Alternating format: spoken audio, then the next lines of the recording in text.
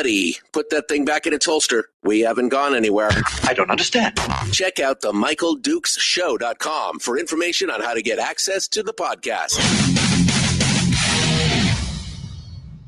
Welcome to the party, pal.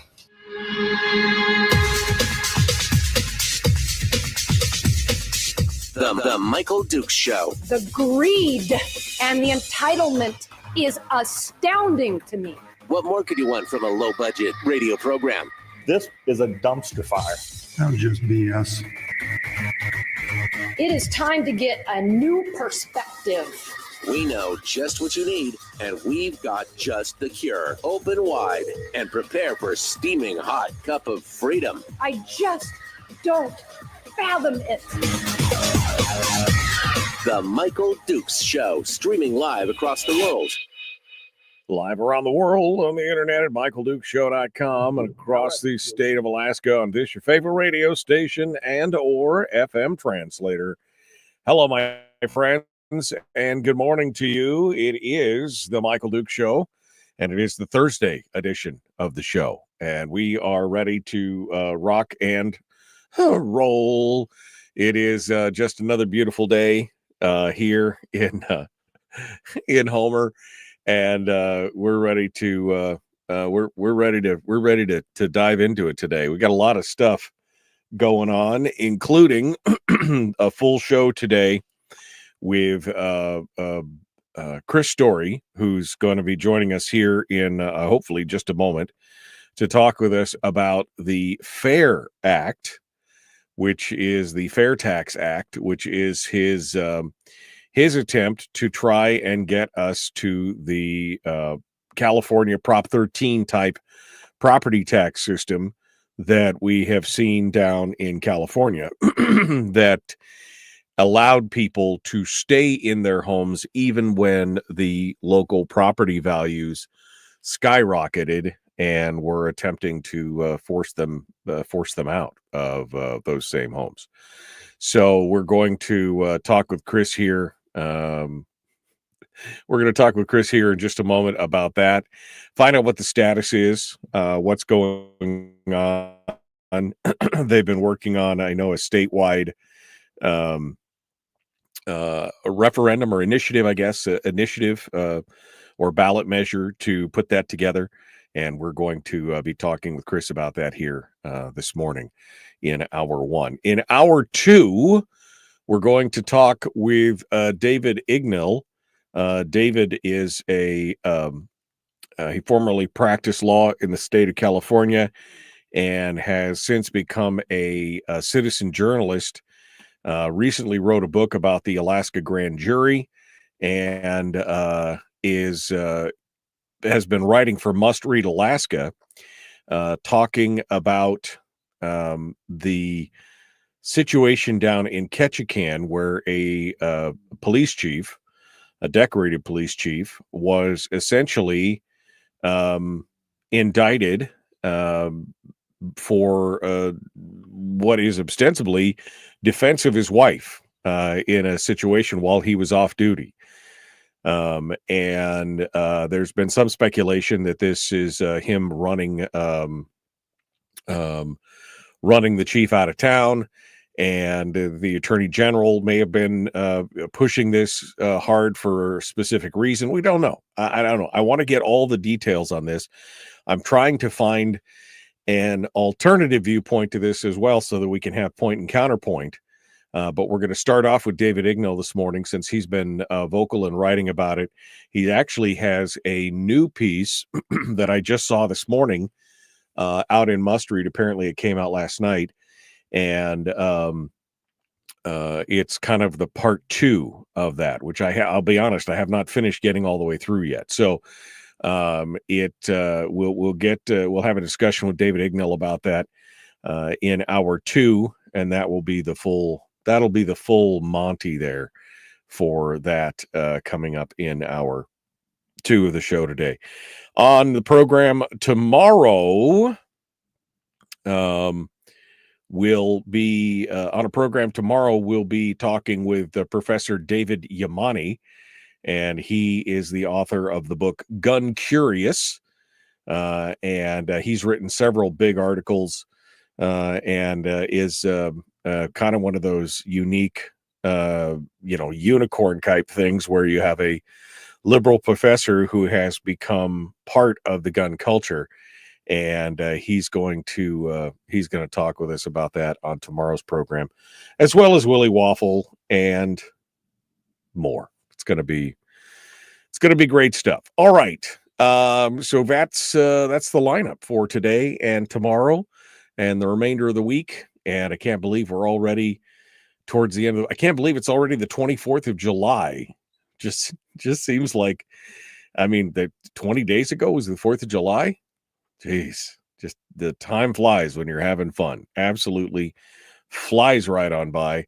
And I know you're trying to get as much enjoyment into the summer as you possibly can. So say us all. But we'll be. It's going to be. Just suck it up as much as you can. Just enjoy as much sunshine and good stuff. We've actually had a pretty darn good summer overall. No complaints at all. All right. Well, while we wait for Chris Story to join us this morning, what is it? Yes, where is our guest? We're going to be hitting some of the headlines here as we get ready to go and wait for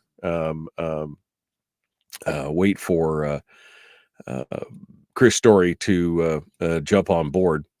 We'll give you some of the headlines and tell you some of the things that are going on. First and foremost, one of the most interesting stories that popped up late yesterday afternoon was the fact that Senator Forrest Dunbar, who is deployed to Poland as part of his commitment to the National Guard, announced late on Tuesday on a post on Facebook that he actually will be able to attend the August 2nd special session. He had submitted a letter to his chain of command, specifically requesting to be excused or to allow him to leave Poland, rather, and go to the legislature during his National Guard service. He had been excused from the legislative service because of his national commitment. He said he began seeking a former waiver that would allow him to use his personal leave, pay for his own plane ticket, and return to the state for the special session. And that's a pretty high lift, according to Dana Rosso, who is the spokesperson for the Alaska Air National Guard. That any early release or temporary return would require approval through the DoD and the U.S. Army channels, and is only considered under exceptional circumstances. The waivers are rare, and again, those extraordinary circumstances would be a serious medical issue, family emergencies, or extreme humanitarian situations. So the chief of staff for Forrest Dunbar said that that it wasn't clear until recently whether the commanding general of the U.S. Army's 5th Corps, Lieutenant General Charles Costanza, would grant the waiver, but apparently that is the case. Now, that doesn't clear the way. It's not 100% clear yet whether the governor's budget veto will be overridden or sustained. Remember, Dunleavy asked all the minority members to basically stay away for the first 5 days of the special session. And some have said that they will. Others have said that they will not. And you've got also, of course, some legislators were already scheduled to either work or attend family events during that same period. And some of them will just not, some of them may be there, some of them not. The ADN, the Alaska Beacon, James Brooks over at the Alaska Beacon, listed out a few that have committed to staying or going. James Kaufman, the senator from Anchorage, said he's going to return from a trip from Vietnam, cut his trip short to vote in favor of the override. Jamie Allard, Kevin McCabe said that they will be staying away for the first few days. Dan Sadler said he will attend the special session, but declined to say how he would vote on the budget issue. Minority Leader Mia Costello said she's not made up her mind yet. Julie Colomb and David Nelson and Bill Elam were not able to be reached by James Brooks. And so they're really tracking this for the potential yes or no. Now, interestingly enough, again, just a reminder, this is a one-time veto of the funding. It's not a in perpetuity veto. So they would lose the $200 per student this year, but not next year. So I don't know how much horsepower or political capital the governor, et cetera, wants to pour into this. But like I said before, even if he loses, I think it's a bit of a win because he's taken some of the sting out of it by not having this be one of those big, large issues coming up into the next session. Because next year is, of course, we've got the elections and everything else. So I think it's going to be I think that in some ways this is a win right off the get for the governor and a great political move. Now, it would be even better if the vetoes could be upheld. But even if they're not, it is far enough away, I think, from the general election of next year that that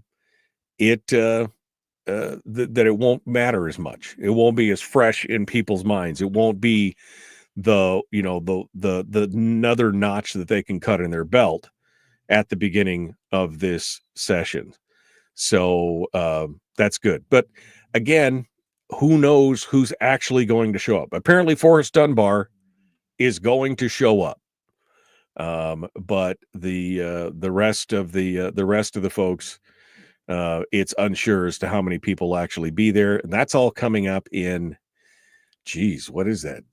It's just 2 weeks, 2 weeks from now, just 2 weeks from now, roughly, Saturday the 2nd. That is the beginning of the special session. So we'll see what comes out of that. But again, the one that they thought was not going to be here, he moved the heavens and earth to get it to happen. And Forrest Dunbar will now be back in Alaska for the portion of the special session before he has to return to Poland for his duty station down there. So that's one of the big stories. Whatever else here did I have that I wanted to chat on? David Eastman won his lawsuit against Governor Mike Dunleavy and the state of Alaska. Now, he sued Dunleavy not because Dunleavy was at fault. This was about legislative log rolling. This is about where in the final hour of last year's legislative session, lawmakers rolled together several other bills into one single bill. And even though the governor didn't have anything, he had nothing to do with it. In fact, he didn't even sign the bill. It just became law without his signature. That's why he was named in this. Superior Court Judge Larry Woldford signed an order declaring that the bill was passed by the 33rd legislature in violation of Article 2, Section 13 of the Alaska Constitution and is therefore void. The order from the judge also gave Eastman attorney costs and fees. He was represented by Joe Geldhoff out of Juneau. And now most of these bills, it doesn't really matter because the lawmakers this year repassed all the bills that were combined into that bill. So I guess it was much ado about nothing, although now it has set some precedents. And it's going to be interesting to see what kind of ramification that's going to have in the future, especially since we've seen that argument about the single subject rule being utilized to prevent movement on the fiscal policy working group plan. And so we'll see. We'll see what that looks like. But David Eastman was successful in that lawsuit, and all the attorney fees are now they're getting eaten by the state, I guess, at this point. So we'll see where it goes. We'll see where it goes from here. All right. We got more coming up. Don't go anywhere. The Michael Duke Show, common sense, liberty-based, free-thinking radio. We'll return in just a moment. Don't go anywhere. Back with more after this.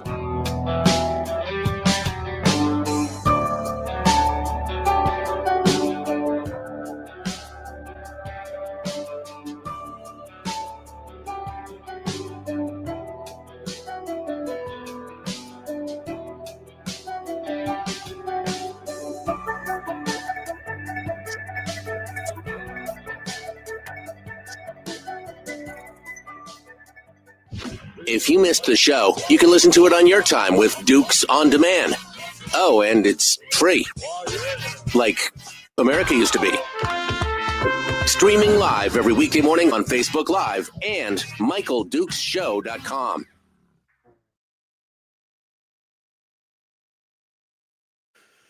Okay. I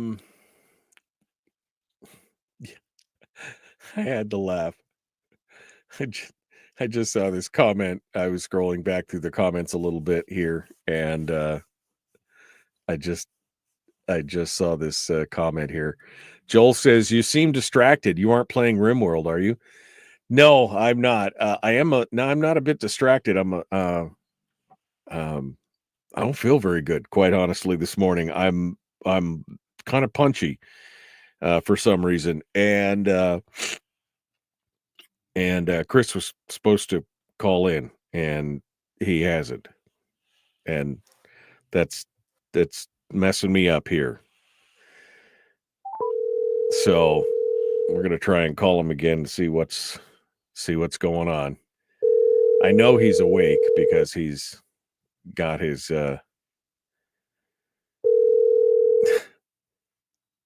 Good morning. You gonna kill me? Yeah, I mean, do you not check your messages or put stuff in your calendar, or what's the deal, man? Oh, all right, keep going, keep going. Right, I deserve it. I'm So sorry. I do not touch my phone except on Tuesdays.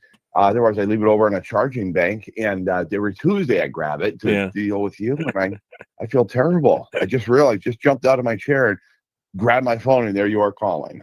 Yeah. Well, here I am calling. All right. Well, I said that you could use the link, but since we're on the phone and I got everything working, we'll just Okay.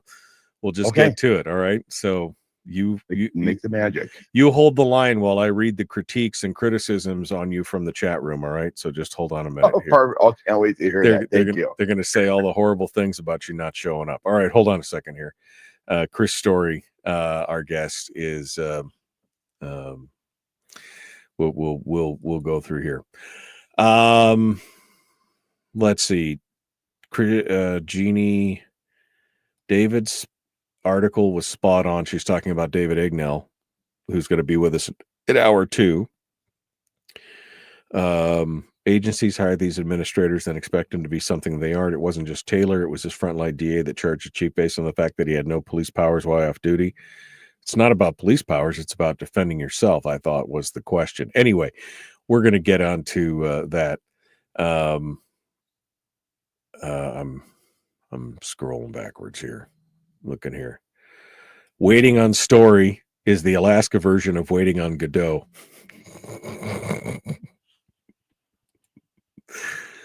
Oh man. All right. I'm still scrolling backwards here.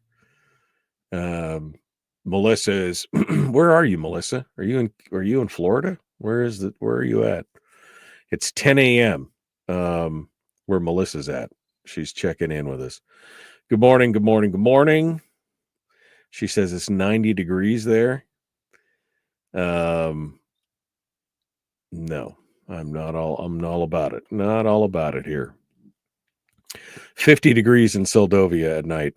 Yeah. I mean, it was cool it cooled off last night. I woke up in the middle of the night and was actually a little cold. I was like, okay, I've got to throw part of my blanket on here. Still sear. Dunbar, what a saint, says Terry. Dunbar, what a saint.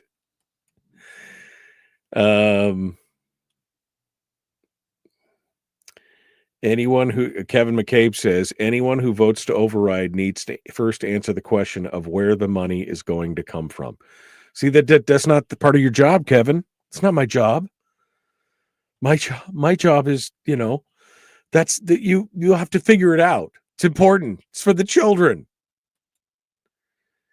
Kevin says he's not even sure that they have the money to pay for the special session. Yeah. That's the 100% right there. I saw something about, there was something about a truck explosive in, Melissa just said, wow, story. I'm on the beach in Florida and even I was on time. Ooh, your number one fan just called you out, buddy. All right, here we go. Let's get back to it. The Michael Duke Show, common sense, liberty-based, free-thinking radio. Here we go.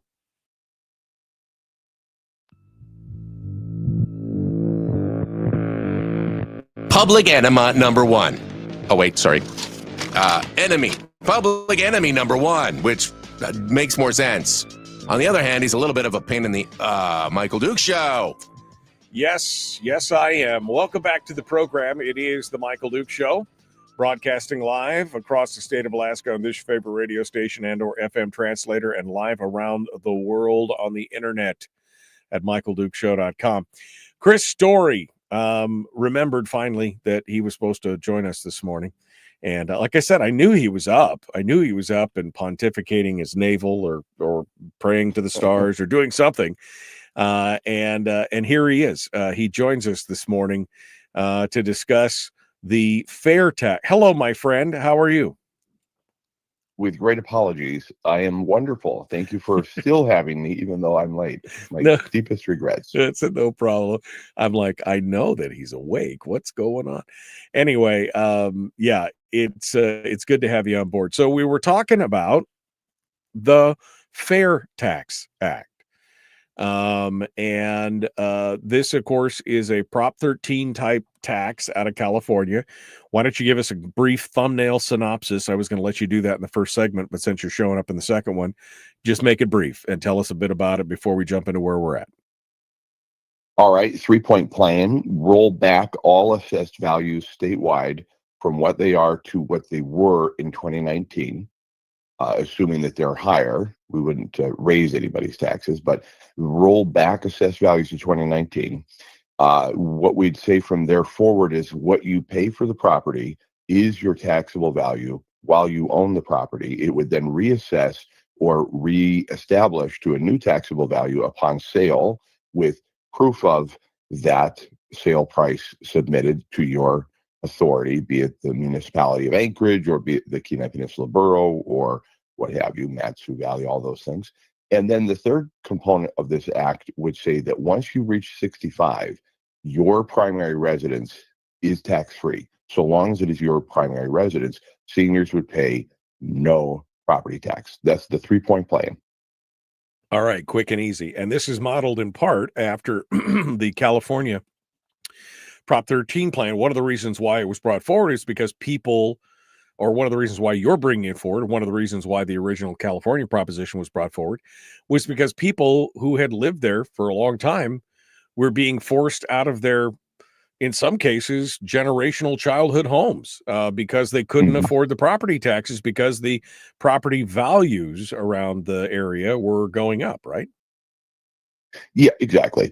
And the process itself, by its very nature, Title 29, Alaska statute, is in conflict with itself because it's an arbitrary and capricious, and dare I say, again, in conflict with itself statute that requires the assessor to do the impossible. It requires something that cannot be done mathematically, it cannot be done functionally in the world. It's a theoretical conundrum, and that is fair market value must be established every January 1st of every single property. But fair market value, by definition, requires two components, a willing seller and a willing buyer. So already out of the box, we know the process requires guesswork, estimation, and in many, many cases now we're finding overestimating here on the Kenai Peninsula. And not only is it in conflict with itself, the statute, But also, it's an arbitrary process in as much as every single year, tax assessed values come out, and a property owner can call the department. Call, at least here in the Kenai Peninsula, and I've talked to some people in Anchorage as well, and this seems to be similar. And you get relief, quote unquote. I'm using air quotes, relief, and over the phone. What? No. Right. So you're gonna bring the value down $58,000 because we've had this conversation, and you just would rather not deal with me appealing and going through the process. It's very arbitrary in its nature. And so the only way to make it fair and to stop taxing unrealized gains, meaning the inflated value from what you paid to what it might sell for today, the only way to stop that overtaxation is to say, you will pay tax on what you actually paid for. And it creates stability, it creates certainty, and not just for homeowners, which are incredibly important, but also for investors. I know one gentleman wrote a piece in the paper against this idea because he said it wouldn't be fair for people buying in 2 or 3 or 5 years from now who would pay a stepped up tax basis because we get to enjoy the tax based on what we paid, the taxable value. And it's like, well, that's a little silly. I've used this example many times, but I think it really sets the tone for what we're trying to do here. In Carmel, California, where my wife's family's from, Brad Pitt just bought a home for $40 million. My wife's family own a glass company. One's a mortgage broker. One is a fireman. They live there. They're able to actually own and maintain their homes there only for the advantage of Prop 13, keeping their tax value low, even though in this market, in this climate, a guy like Brad Pitt will come in and buy a home 3 doors down for $40 million. They would have been taxed out of their home probably 50 years ago. That's like saying, hey, you bought that brand new Ford truck 5 years ago or 10 years ago, and you paid $8,000 less than I did. That's not fair. Dude, that's called inflation. I mean, that's called, value. I mean, that's just how it is. I mean, that's why people always want to get in on the ground floor, right? Because that's when it's cheapest to get in versus down the road when things are successful. I mean, that's a ridiculous argument. Now the big problem. Go ahead. No. There's nuanced downstream positive effects, which are more philosophical and more, I think, it's something that an economist would be better off discussing, but I'll say it anyway. The effects of not being penalized for improving your property will create a positive impact in the overall marketplace. For example, in 2024, I appealed for the first time ever in my home ownership. In over 30 years, I've never appealed on my own home, except for 2024. They went too damn far. And so I appealed. And not only did they give me zero relief on my home, they came here and realized I'd paved my driveway and said, oh my goodness, you have this really nice fenced yard and a rock wall and a paved driveway. We didn't know anything about that. But we won't, and this is a quote, we won't be doing anything about that with your assessed value this year because we wouldn't want it to seem like we're penalizing you, but it will show up next year. And it's like, you sons and nutcrackers. And so that's a disincentivization of investing in your own property that I think with this act, again, it's just sort of a tangential positive effect downstream that we can all enjoy. Because that makes you want to update, maintain, and improve your property. Nobody wants to be penalized by having to pour $20 or $30 or $40,000 into updating, upgrading, making their place nicer, and then turn around the next year and get dinged with another ding on their tax bill. It's all part and parcel of the equation. Do I do it and end up paying more next year, or do I just live with the way it is? It is a disincentivization for people to improve their property. There's no doubt about it. Big question, where are we going to get the extra money? And I keep reminding anybody that I have this conversation with, which is often, the money doesn't disappear.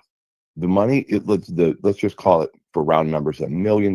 We could say $2 million, let's say, for example, might not go to the Kenai Peninsula Borough. If we're able to affect this, let's say there's $1 million, just for round numbers. Where does that $1 million go? And I contend and would stand on my head until my ears turn red to convince you that 99.9% of those dollars will be spent locally in the community, and they will generate sales tax dollars on every single one. And by the way, those of you listening in Kenai, Soldotna, or in Fairbanks, I don't know what your sales tax is. Ours in Homer is 8.5%. So we'll be taxed on every single one of those dollars that we spend and invest back into our own community, go back into the coffers of our private enterprise and other services. And who knows, maybe we'll even pay some of our water bills and sewer bills. And all of that money, I believe, will be spent hyper-local. Again, another downstream positive effect of this act, Right. increasing your own economy and increasing the benefits right inside your economy. We know every dollar spent privately spends inside your community far more often than when the government has it. Yeah, 6 or 7 times compared to 1. And Fairbanks doesn't have a sales tax. So, you guys down on the peninsula here, you guys are all taxing. Well, I guess me too. We're all taxing ourselves into oblivion. All right. So the point is, you want to change it. You first attempted to change it on the borough level, and then you realized, oops, that's not going to work because this is part of a state mandate, right? And Barbara Haney, bless her heart, out of Fairbanks, told me that from the very beginning. I said, we're going to try anyway. Thank you, because part of it selfishly was I'd love for the Kenai Peninsula to become a tax haven, and where people want to scramble to get here and be part of this great experiment, this really cool tax zone which we could have created. But she was 100% correct, and I stood corrected. The borough attorney came back to Assemblyman James Baisden with our proposal and said, not going to work. You got to go and change Title 29. That's the only way to do this. So we redrafted the law, the act, basically, into an amendment to the state statute, which would, again, roll back the assessed values to 2019. It would allow for seniors to be having zero tax on their primary residence. By the way, a lot of seniors own investment property as well. Those would remain taxed, but taxed at what you paid for them, not an inflated, guesstimated value of what somebody might pay. Right. And there's a lot of loopholes of conversations about what about non-arm's length transactions where, say, Uncle Ted sells his nephew Timothy a house for $1,000. Is that going to be the assessed value of that property for the rest of Timothy's ownership? Right. No. There would have to be some sort of trigger mechanism whereby the borough or the assemblies or the municipalities could require an appraisal. And then, therefore, for a non-arm's length transaction, maybe the appraised value would become the taxable value. Those are all things that could get meted out. When you say a non-arm's length transaction, talk to me like I'm not a realtor and tell me what that means. Meaning just like that, Ted sells something to Junior or to his son or to, somebody who's arm's length, meaning, in other words, it's a disinterested third party. Right. This is somebody I know. This is somebody I know, a friend, a family member. This is a private transaction, essentially, kind of thing. Yes. Yeah. Yes. And let's just say that, you wanted to gift, your kid a property or something like that for $0. My dad gave my brother and I a couple lots a number of years ago, and for nothing. So that's not arm's length. In other words, I can't go to the borough and say, hey, it's worth $0 because I paid $0. So there has to be something to prevent people from gaming the system. Right. This isn't about bankrupting government. I think everybody that I talk to that is positive towards this Fair Tax Act all agree. We want the ambulance services and the fire departments, and we want our cities, and we want our road departments. We want the services to be funded. We're not trying to diminish the capacity with which we educate our children. It's a matter of this system was set up in a way that I don't think our forefathers of Alaska could have, and foremothers could have imagined the way the property values would go. And it's not that they were ignorant to the fact that markets rise and fall, but just how far they might rise one day to a point where the people would be taxed out of their ownership. I don't think they could have anticipated that. And so it's just time to take a look at the law and say, we the people, we founded this great state, we the people can change the laws of this great state. It needn't be etched in marble and left alone forever. Right. This is something that people just like us adopted, adapted and then codified in law in 1986, whereby the January 1st fair market valuation was set up. We can change this in 2026 if we can get this out of the legal department at the legislature and Representative Sarah Vance is able to bring it to the floor. I think this would make a great conversation statewide, and I'm positive that we'll get to we'll pass it. Chris Story is the man from Homer. He normally joins us to talk about more positive stuff, although this is a positive thing, but more positivity, less political. But he's with us today as a property owner and a realtor.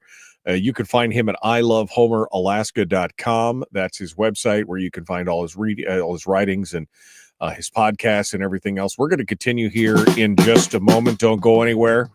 We'll be back with Chris Story.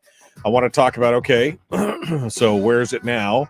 What's it doing? Is this going to be, are we going to have to take a citizens initiative to get this done? Where does it go from here? And what about that unrealized gain issue? I think that's the huge one here. We'll be back for more. The Michael Dukes Show. Common sense, liberty-based, free-thinking radio. We'll return in just a moment.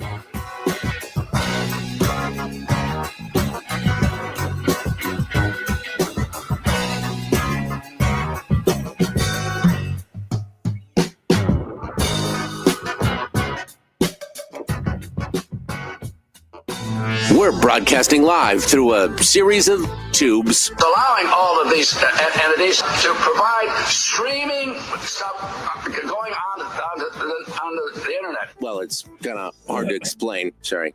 Streaming live every weekday morning on Facebook Live and MichaelDukesShow.com.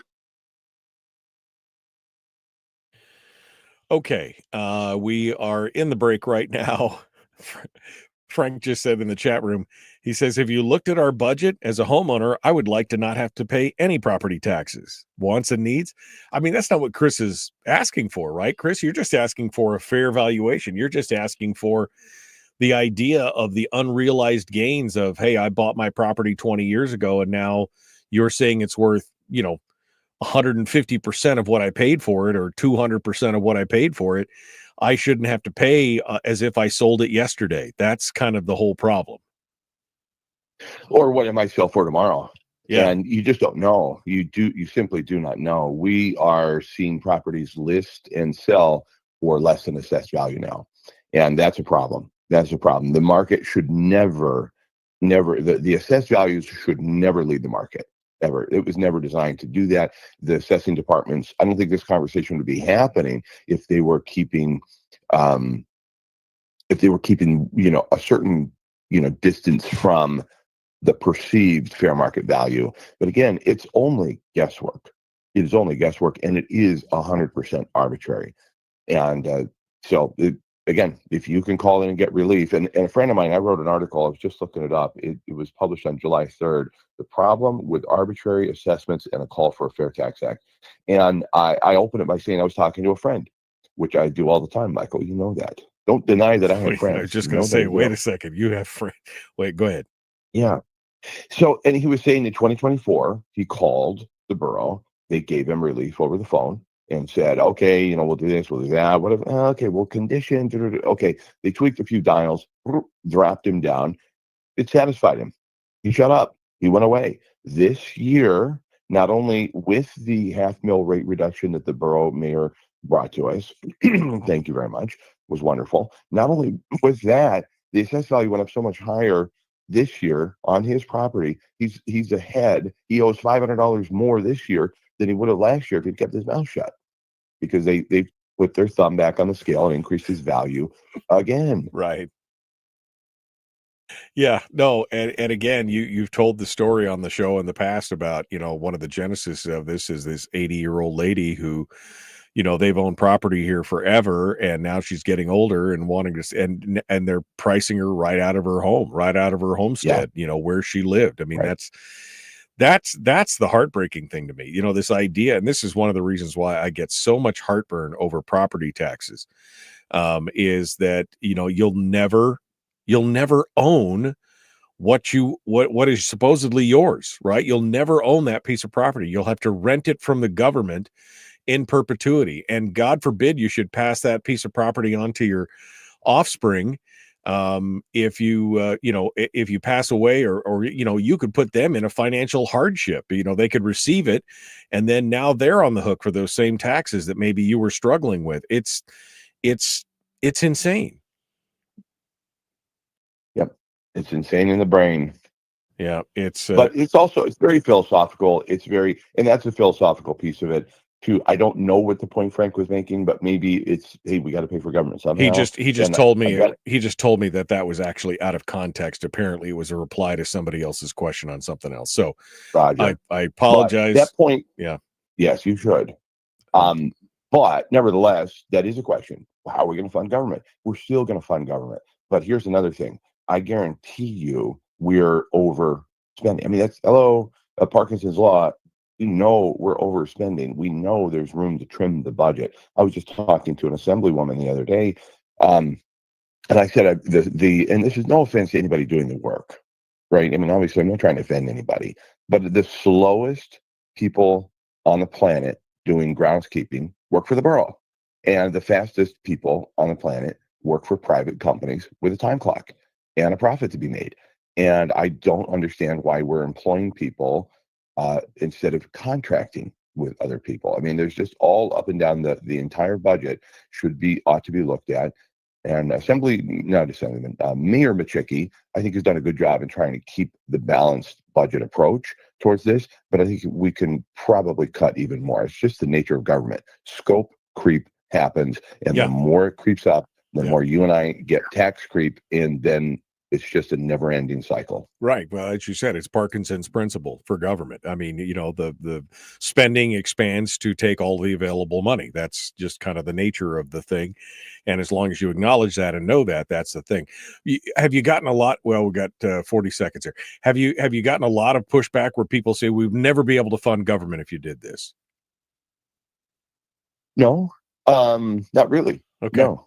Good. And I think just understanding the reduction, but also I'm not probably hearing from as many people as if this were in the halls of Congress already, or in the halls of the Capitol building. So that's when I think the knives will come out. So far, but no, nobody's really coming out and attacking on this. There's one guy, like I said, it keeps, he's written in the paper about it, against it. But other than that, no, it seems to fall on very receptive but yet skeptical ears. Like, really think we could do this? Yeah, I really think we can do this. I think we can do this. We can do this. I think we can make it happen. All right, Chris Story is our guest. We're about to rejoin the radio. Let's get to it. The Michael Duke Show. The Michael Duke Show. Not your daddy. Wait, sorry. Not your daddy? Ooh, not your daddy's talk radio. Whew. I was scared for a second. Thought we were going down. Here's Michael Dukes and the show. Okay, welcome back to the program. We continue now with Chris Story, who's a regular guest on the program on Tuesdays, but today he's wearing a different hat. And it's a mighty fine hat. Is that beaver fur? Is that what that is? Chris is talking to us today as a property owner and as a realtor, discussing with us his proposal that he's calling the Fair Tax Act, and where it would basically institute a California-style Prop 13 where you would pay taxes based on what you purchased the property for, not on an escalating, we think that this is what it's going to be worth tomorrow, unrealized gain type tax, which is really, Chris, I think is at the heart of this. And I think most people understand it. Like you said, when you told me earlier in this process that you started talking to people about unrealized gains, and people are like, yeah, that's not fair. It doesn't work. And then you say, well, that's exactly what your property taxes are. That's the big thing, right? I mean, this is people, or basically they're saying you paid X for the property, but we really don't care. We think it's worth this today, even though you haven't sold it, even though you don't have the money in your pocket from the sale of it. We think this is what it's worth, and so this is what you're going to pay taxes on. That's really the crux of the issue.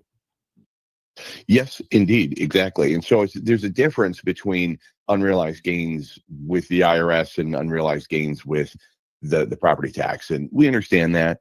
We understand that's a nuanced conversation. We're not tax lawyers here. We're just talking about the fact that if you paid $100,000 for a property that is now deemed assessed at $400,000, there's a $300,000 gain, an overall inflated value that you're now paying tax on the whole, and it's arbitrary. And the reason I say it's arbitrary, if you look at the definition of arbitrary, it means based on personal whim or random choice rather than any reason or system, having unlimited power, autocratic. And the actual Latin root of the word arbitrary is arbitraeus, meaning dependent upon the will or judgment of someone.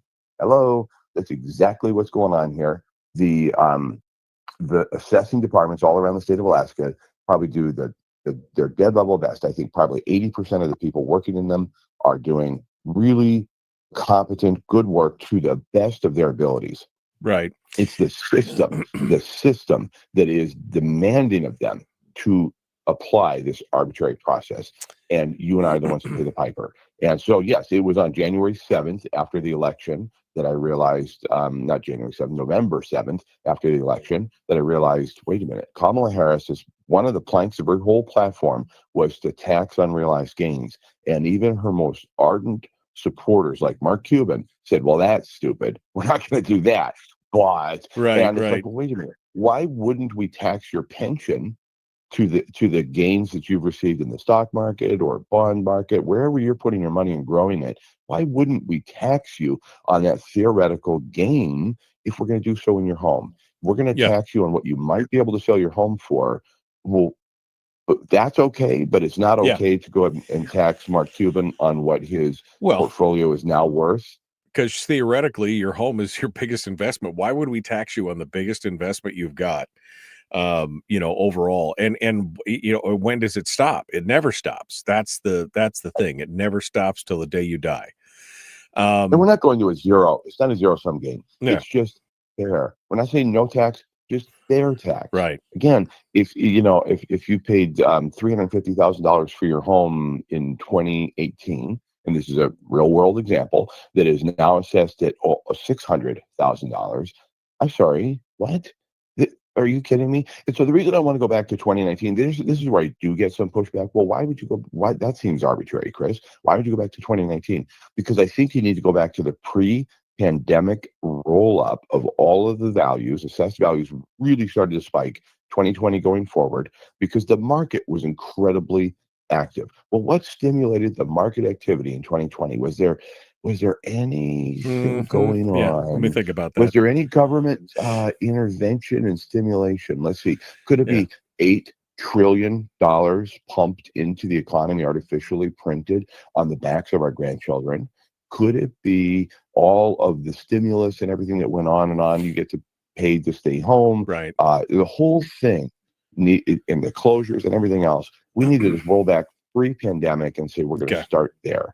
All right. Well, we're down to 4 minutes here because you were late. And this hour flew by. This whole hour is just so fast. It felt like 40 minutes instead of a full hour, didn't it? Yeah. So where are we at right now on this? Are we trying to pass it through the legislature? Are you putting together a citizens initiative? What do we need to do? So it's in the hands of Sarah Vance in the moment. She has submitted the amendment to Title 29 to the legal team. Apparently that's the process. You got to submit it to the lawyers in Juneau. They have to look at it for constitutionality and compliance and so forth. And once they hand it back to her, then it'll be up to her to introduce it. Probably want to get a couple of co-sponsors. So for my money, here's what I'd recommend. Wherever you are, whether you're listening to this in Alaska, call your representative. Say, hey, I keep hearing about this Fair Tax Act. I'm interested. I'd like you to support it. I'd like you to connect with Representative Vance on this, and let's see what we can do together. But I think we have to start calling our representatives and eventually our senators. But I would start with the representatives and have them coordinate and connect with Sarah if they're interested. I've got many blog posts about it at ilovehomeralaska.com. Click on the blog page and you'll find updates on it. I've got an actual copy of the amendment that we've submitted there as well. So I think it's going to take all of us. I think that is the people's process. We might go to an initiative, But I hope we don't have to. Look at the Yeah. poor ranked choice Oh, people. it's a yeah. To death. Oh, it's a huge lift. And then you'll get every Yes. pro-government, big government person out there crying about how we would, we couldn't pay for anything because, even though, like you said, we're still being taxed, we're just being taxed Yes. at a fair rate then. Exactly. And exactly. I think that's the crisis here. And I think part and parcel, this would also help potentially reduce the size and scope of government because they wouldn't have, again, Parkinson's principles. It wouldn't be available for them to spend in the room at that point. Yes, exactly. And I told you the story on Tuesday about the two uniformed men from the city of Homer coming to hassle me about a simple little feather banner sign in my office yard. Again, a government's got too many people. If they've got those two people out there doing nothing but harassing business owners over a little sign, we can definitely trim the budget. There is room in every facet of every department of government to trim something. If we get a fair tax, the money, doesn't disappear from the community. It gets spent multiple times inside your community. And this is your property. You get to determine what happens to it, including how you're taxed on it. That is the right of private property owners. But we all have to band together. It can't just be one or two voices. It has to be the masses. Now, you said that one person, we got about 90 seconds here. You said that one person has kind of written about this several times, but overall, what's the reaction been from the public when you brought this to the public?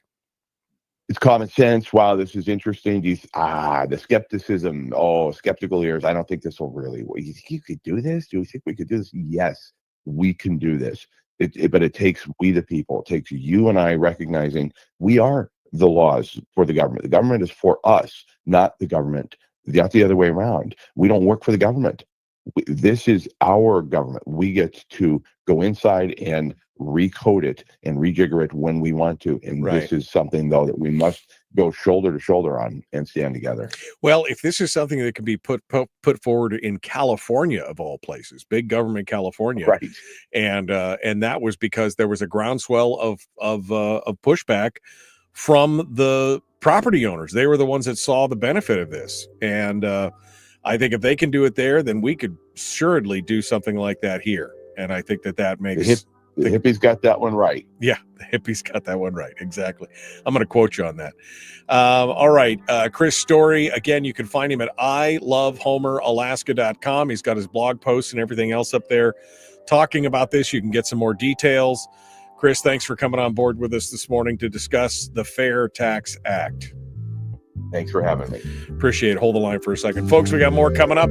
Hour 2, David Ignell, dead ahead.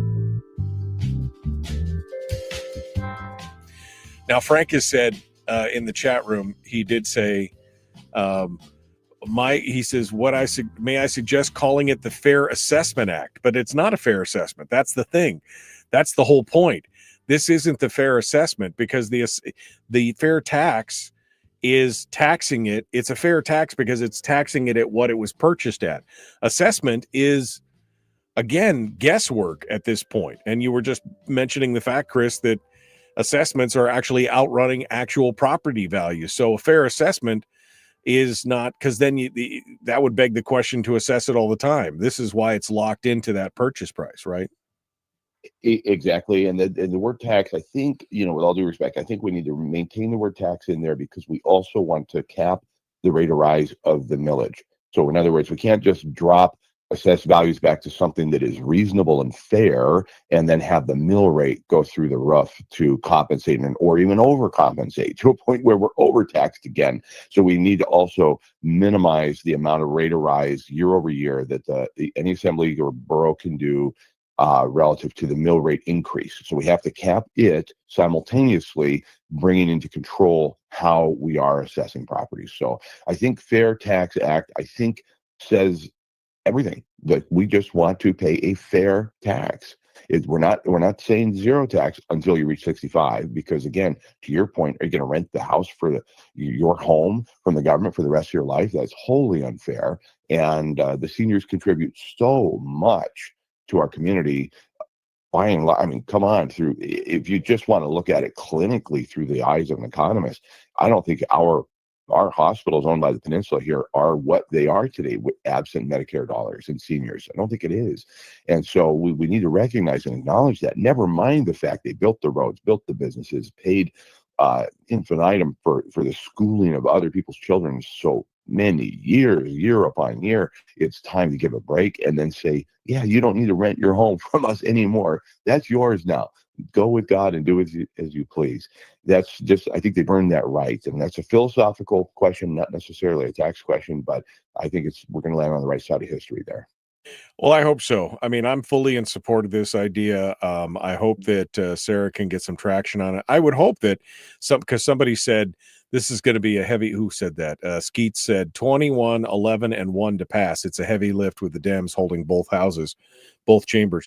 I mean, yeah, you're right. But I would hope that they would also see that this is good even for low income homeowners, because again, it would go back to what they paid for it. They're still experiencing inflation and rising property values. So I think it would be good for everyone. Like I said, if this can pass in California, of all places, then it should certainly be able to pass here in Alaska. You're here. But it's going to take everybody, truly. And I don't mind the slings and arrows. The people that in my life, mainly conservative people that have talked to me about it, but a couple of non-conservative people talk to me about it as well. And it helps create a stronger argument and a stronger debate. So I appreciate the pushback. And that's in fact what led to the modification of, well, what if you sold it to your brother for $10? Right. Like literally $10. Oh, ooh, okay, good point. Yeah, I didn't see that. Nobody's. Yeah, okay, good point. All right, we can amend that. So yeah, I'm open to discussion. What I'm not open to is somebody just arbitrarily shutting it down because we need more money in the government. It's like, hold on, let's pull back. Let's go 30,000 feet up. I know the government needs money. We all know that. But how and why? And it's a regressive tax. We didn't get into that, but it's regressive in that it doesn't take into consideration your ability to pay. It doesn't take into consideration how much you have that you consume, like a consumption tax or sales tax. It takes nothing into consideration but the guesswork of this arbitrary process of what it might sell for, irrespective of your ability to pay that tax. Yeah, absolutely.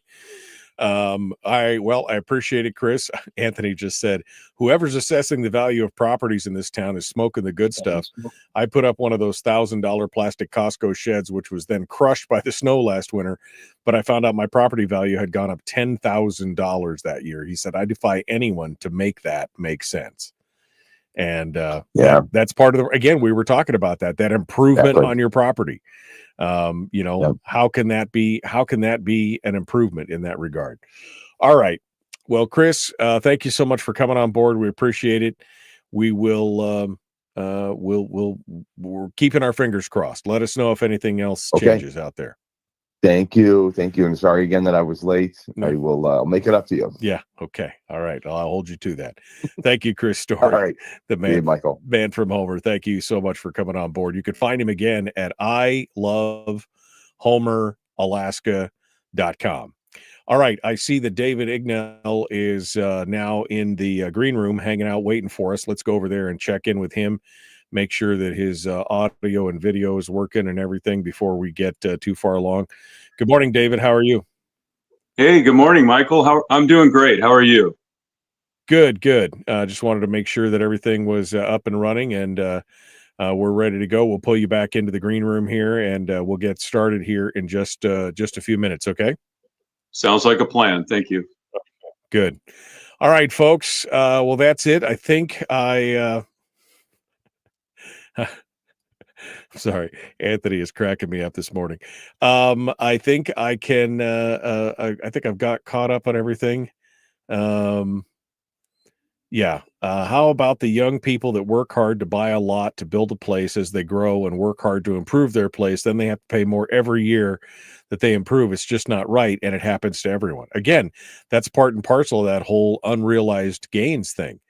I mean, if you poured your blood, sweat, and tears into something and all of a sudden, it's now worth 3 times the value on paper, not you've realized into your pocket, but on paper, that's when it really gets you. Because again, when do you ever really own anything? And does it just force you out? That's the other thing. All right. We gotta go. The Michael Duke Show, common sense, liberty-based, free-thinking radio, hour 2, dead ahead.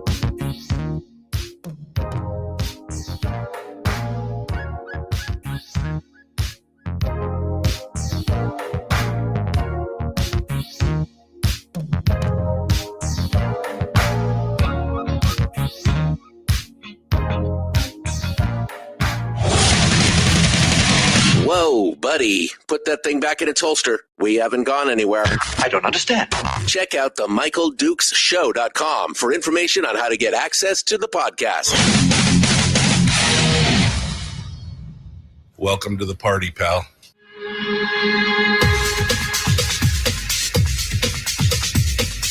The Michael Dukes Show. The greed and the entitlement is astounding to me. What more could you want from a low-budget radio program? This is a dumpster fire. That's just BS.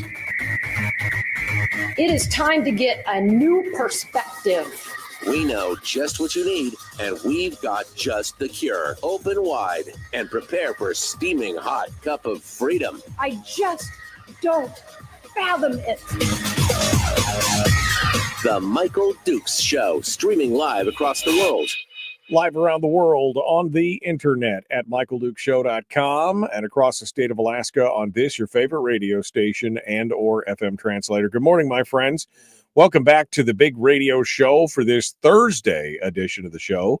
May you have a bright, sunshiny day like we're about to have down here in Homer, and enjoy the sunshine and summer. We're almost all the way through July. It's pretty amazing right now. Pretty amazing that's where we're at. But we're continuing on the show this morning.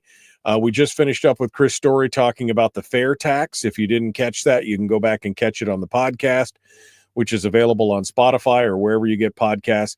But right now, we're about to dive into it with David Ignell, who is a senior contributor for Must Read Alaska. David is a former attorney who's now become a citizen journalist and a forensic journalist, and he recently wrote a book about the Alaska grand jury.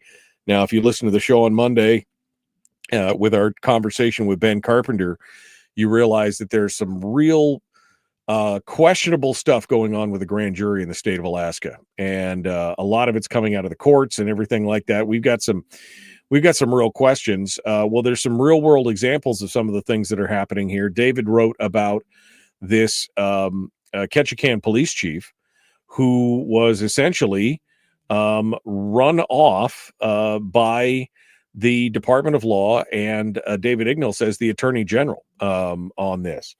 Now, I've been trying to find somebody who wants to come on board to give us a counterpoint to David's story. I haven't found anybody yet, but we'll see if we can get both sides of the story, so to speak. But I wanted to bring David on to discuss it because this kind of raises my eyebrows a little bit, and I think if you are paying attention to what's going on in Alaska, it should raise your eyebrows as well. Let's get the story straight from the horse's mouth, so to speak. David Ignell joins us this morning to discuss it, and he joins us right now. Good morning, David. How are you? Hey, good morning, Michael. I'm doing great, and I'm so thankful to be on your show, and that you and other people in Alaska are, a voice of justice. I had never heard your show before. You called me up last week and, asked me to come on. And then, obviously I wrote that follow-up story in Must Read Alaska that was published yesterday. And I wanted that story to get out before I appeared on your show. And Suzanne Downing was able to do that. But so last night, normally I work till about, 7 o'clock, 8 o'clock at night. And then I'll have dinner, and then I'll wind down by watching a TV show, or maybe an hour and a half. And but last night I decided to tune into your podcast, into your show for Monday when you had Ben Carpenter on. Right. And I grabbed an IPA from Denali Brewing, and just, instead of watching TV, I ended up listening to the whole 2 hours. And I just want to commend you and Ben It was some of the most compelling radio that I've ever heard for 2 hours. And it really encouraged me to, I mean, your questions and your backdrop on the issue was, to me, very well prepared. I mean, you were asking some great questions of Ben, not only about the problem, but about the solution. And Ben, of course, I mean, he can cite statutes and his position as a former representative. It was very good radio. Thank you for that.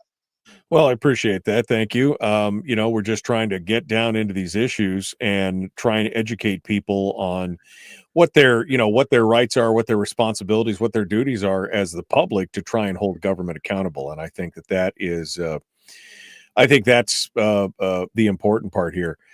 David, walk me through this first story here. Give us some background on what happened.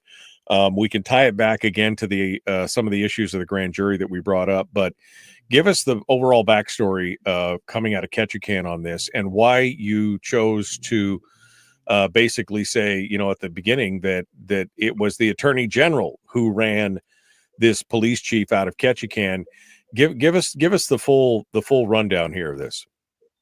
Yeah, well, the Attorney General's name is on the court pleadings. He's got people that are, he's got prosecutors. In this case, there were 3 prosecutors involved. They were all from the Office of Special Prosecutions up in Anchorage.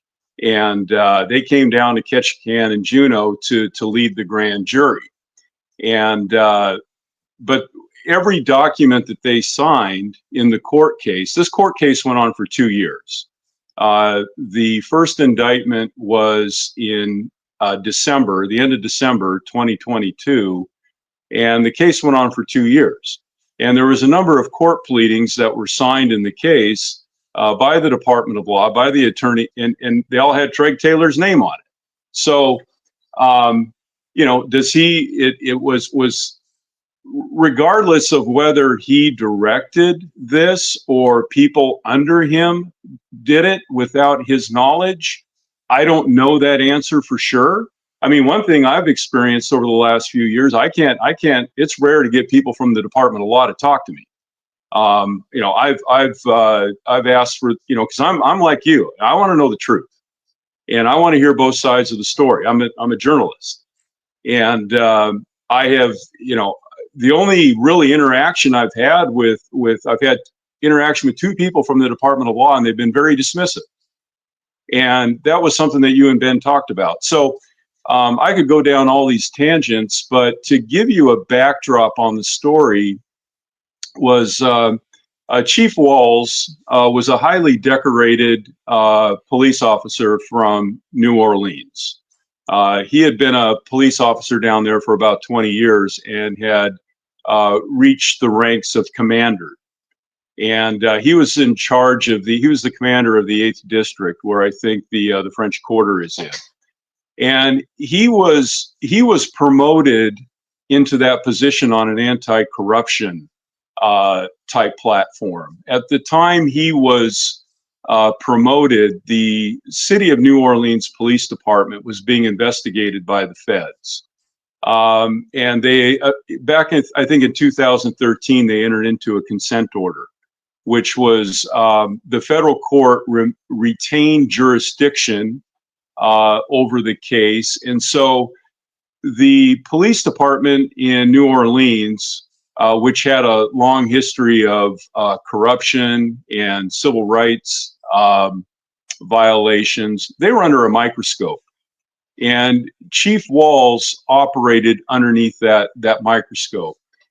After about 10 years of that, there was a job opening in Ketchikan for the police chief, and Chief Walls had grown up in a small Alabama town, and he missed the tight-knit communities that we have, like up here in Alaska. And he'd always wanted to come to Alaska, so he and his wife, he applied and he got the job, and he and his wife came up here at the beginning of 2022. And in his first year on the job, fentanyl seizures increased in Ketchikan 525%.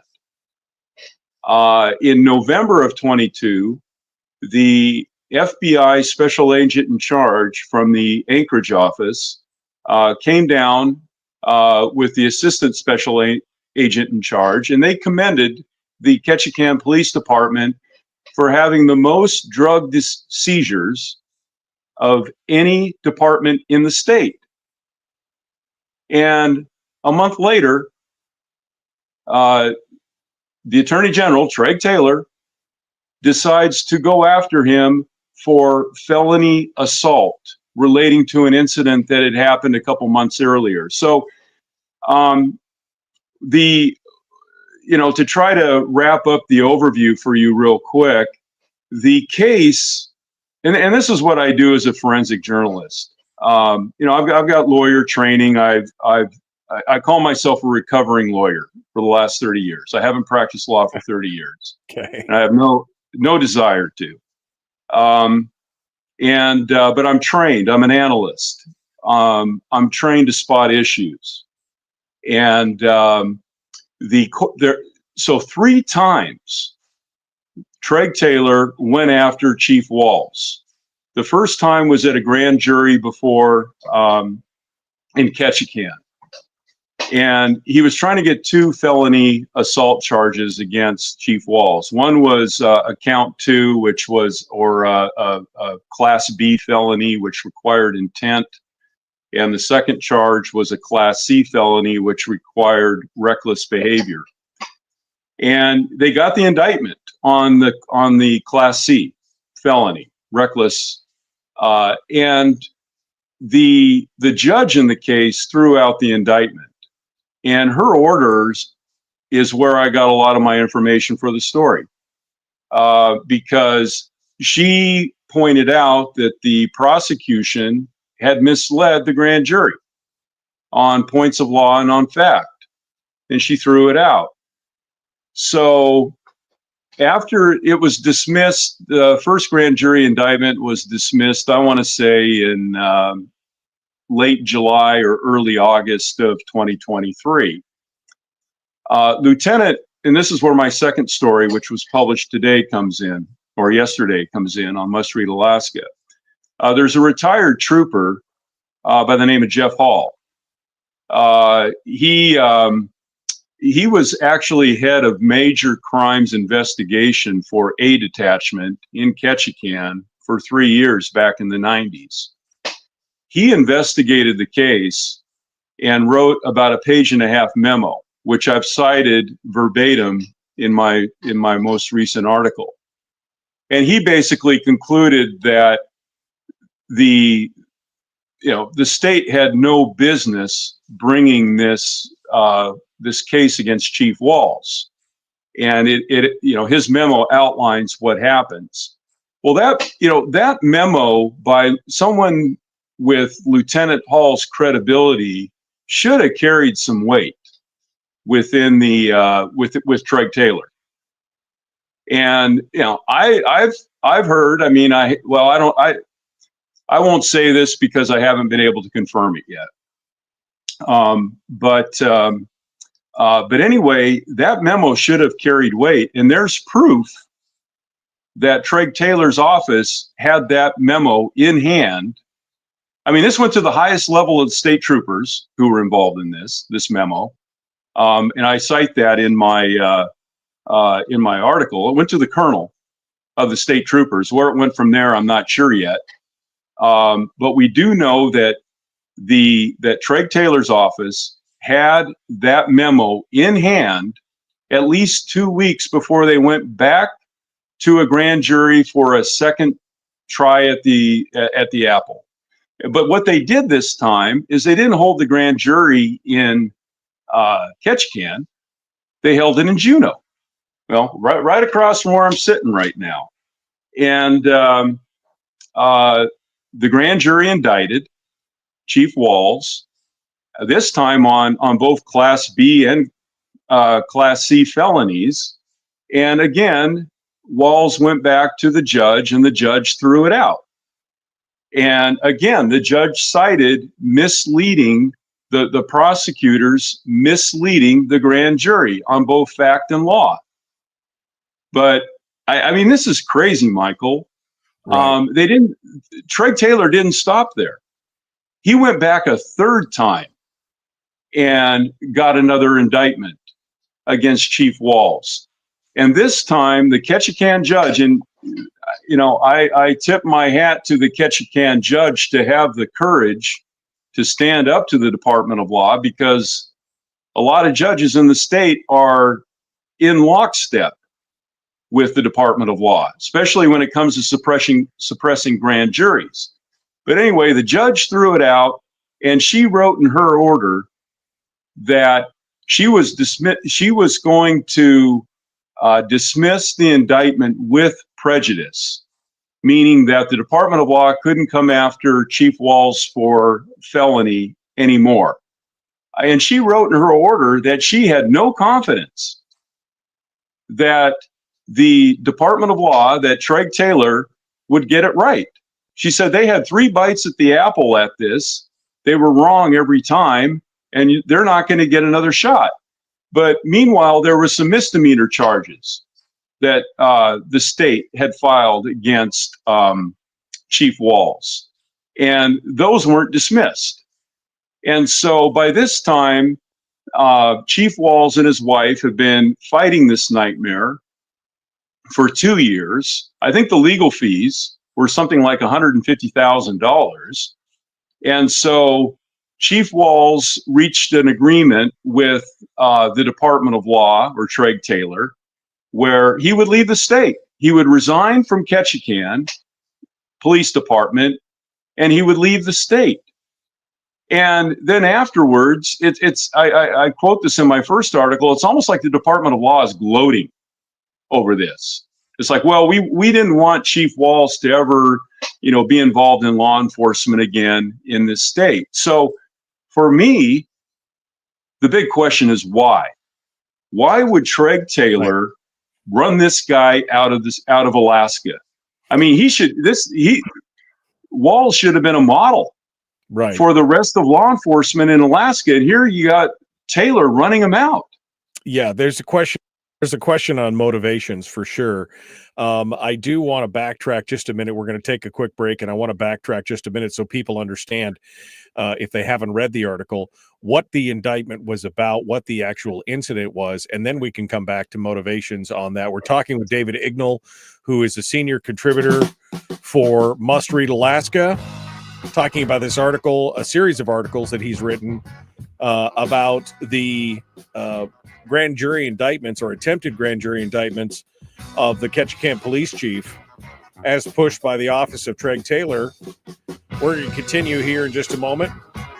The Michael Duke Show, common sense, liberty-based, free thinking radio.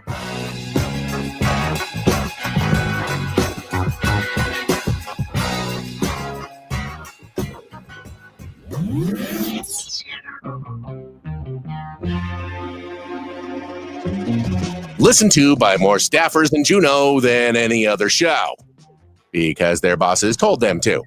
And after what they just heard, oh man, they're going to be bad. You're a bad, bad man. The Michael Duke Show.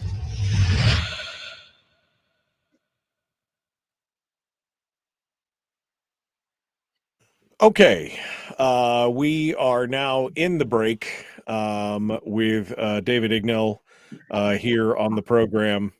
And we'll see what's folks have been saying here about this. Anthony just said, I found that politics in general has ceased to raise my eyebrows lately and has instead begun to raise my blood pressure. Yeah, no, I get that. I get that. I'm not necessarily surprised. I'm just outraged a lot of times by what's going on. And I think that was really, David, one of the reasons why I've been going over this whole issue with Ben and the grand juries and everything else, because our one lane, our one access point to try and hold government accountable is under attack in the form of the grand juries and everything else, either through the manipulation, which is what you're asserting here, this manipulation of the grand jury, or attempted manipulation, which I guess thankfully was called off by a series of judges, but also about what they're doing with, for example, taking away their ability to investigate government misconduct, et cetera, et cetera. This is what infuriates me. Yeah, no, same with me. I mean, the reason I'm doing all of this, I've dedicated 7 years to this now, and it all stems back to a wrongful conviction that occurred down here in Juneau 15 years ago with a gentleman by the name of Thomas Jack Jr. From the small native village of Hoona, Alaska, which is about 50 or 60 miles west of me here in Juneau. And, this is one of the things that attracted me to the Walls case, because the Department of Law did the exact same thing to Thomas Jack Jr., where they came to the Juneau grand jury, and the prosecutors, they withheld exculpatory evidence. They just misled the grand jury on 2 occasions, and Thomas got railroaded into a 50-year prison sentence as a result of that. What people, I think what a lot of people maybe don't realize is that before you get to trial, it costs an arm and a leg in legal counsel. And in Thomas's case, his family was able to put, they're from a village. They don't have a lot of money. His parents put a second mortgage on their house, reverse mortgage, to come up with the money, and everyone scrambled together to put together what they could, and it was like $130,000 in legal fees, and that got him through the first trial, which was a hung jury, and then the second trial came around. They gave him they gave him an unprepared attorney from Wasilla, who flew down here to Juneau and told the judge, there's no way I could be minimally competent to try this case unless you give me an extension. And the judge went ahead and had the trial proceed. And one of the people who I cite in my second article that was the prosecutor in that case was Angela Kemp. And she told the judge, we're prepared to try this case again in 5 or 6 years because of incompetent counsel. That's an ethical violation right there. Prosecutors have, under the rules of professional responsibility 3.8, prosecutors have special ethical responsibilities to make sure that fair trials are accorded. And they are supposed to pursue truth, not wins. And this is an overriding problem with our Department of Law. And from what I can see, it's been going on at least 15 years.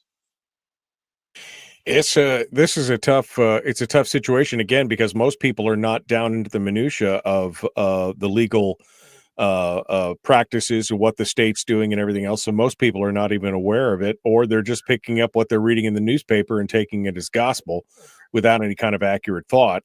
And that's a bigger part of the problem here for sure.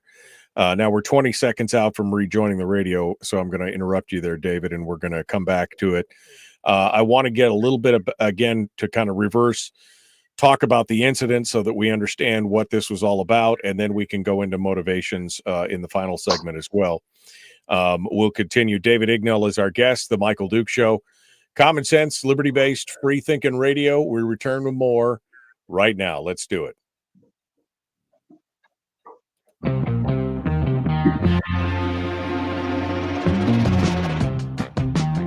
The Michael Duke Show. Seriously humorous with a pinch of intellect.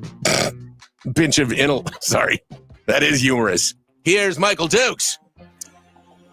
Okay, we are back. David Ignell is our guest.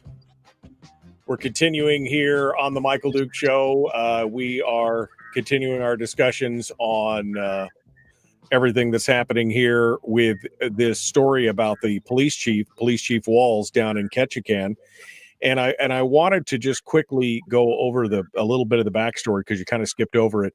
This was essentially, he and his wife were at a restaurant. He was off duty. He was in Ketchikan. And according to his side of the story, he was accosted by an inebriated person there. Can you give us a little bit of that story so we understand where this is coming from? Yeah, no, absolutely. That's a great question. So This is an important fact. The restaurant / resort, this was like a fishing resort. I haven't been there, so I'm not, familiar with the layout of the entire facility. But it's on the water. They have a dock there. It's Salmon Falls Resort, and it's about 10 to 15 miles outside of the city of Ketchikan. What we call out the road. In Southeast Alaska, we're not connected. We're mostly on islands or landlocked. So, we just, like here in Juneau, we call it out the road from downtown. And so they lived, Chief Walls and his wife lived out the road. They actually lived about walking distance from this restaurant, which is the only game in town. So they were frequent customers there. They would go out to dinner and have a nice evening, maybe once every week or 2 weeks or something like that. So they had dinner reservations. I think it was the night of the 10th. It was the 10th of September, 2023. I'm not sure what day of the week that was, but they had dinner reservations, and when they showed up, their table wasn't ready. So they sat at the bar. There was a couple seats open at the end of the bar, and they sat there, and they happened to be sitting right next to another police officer and his wife. So it was the four of them just chatting away, having dinner. And according to, and I'll cite from the investigation that was done by Lieutenant Hall, retired Lieutenant Hall, who was, like we said in the last segment, was the major crimes investigation sergeant for the 8 attachment. So this large, heavily large meaning over 200 pounds, heavily intoxicated man says, "Watch this," and runs up and bumps the chief's chair. Does it intentionally. Even admits that he does it intentionally. And he apologizes, and he's like, "Just joking, dude. Can I buy you a drink?" And the chief declines, and so he goes away. He goes to the end of the bar, and he kind of where Sharon Walls is, the chief's wife, and I guess allegedly he orders another drink. This isn't in the Hall's report, but allegedly he orders another drink. The bartender serves him, which is an important fact in all of this that really hasn't been explored. And then he goes and sits down and has dinner with a couple of companions.